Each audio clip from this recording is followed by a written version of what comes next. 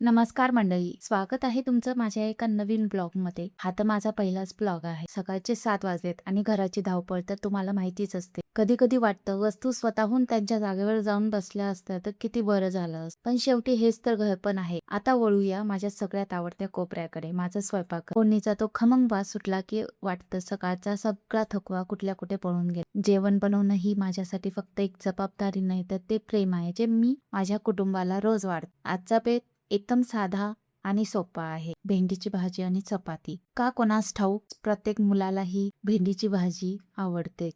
काम तर होतच राहतात. टिफिन देऊन मी माझ्या मुलीला शाळेत पाठवलं आणि त्यानंतर आमच्या दोघांसाठी चहा बनवायला घेतला. मस्त चहा घेऊन घराची सगळी कामं उरकून मी येते माझ्या छोट्याशा हिरव्या जगात, म्हणजे माझ्या बाग. खरं सांगू का, मातीशी असलेलं हे नातं मला खूप शांतता देतं. दिवसभराच्या धावपळीत जेव्हा मी या रोपट्यांना पाणी घालते तेव्हा वाटतं की मी फक्त त्यांनाच नाही तर स्वतःच्या मनालाही टवटवीत करते.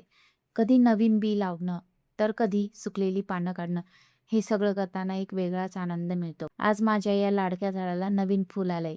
हे छोटंसं फूल बघून जे समाधान मिळतंय ना, ते कोणत्याही महागड्या गोष्टीपेक्षा मोठं असतं. तुमचंही असं एखादं आवडीचं झाड आहे का? किंवा तुम्ही तुमच्या गॅलरीत कोणती रोपं लावलीत मला कमेंट्समध्ये नक्की सांगा. मला वाचायला खूप आवडेल. तर असा होता माझा पहिला ब्लॉग. तुम्हाला आवडला असेल तर लाईक जरूर करा. धन्यवाद.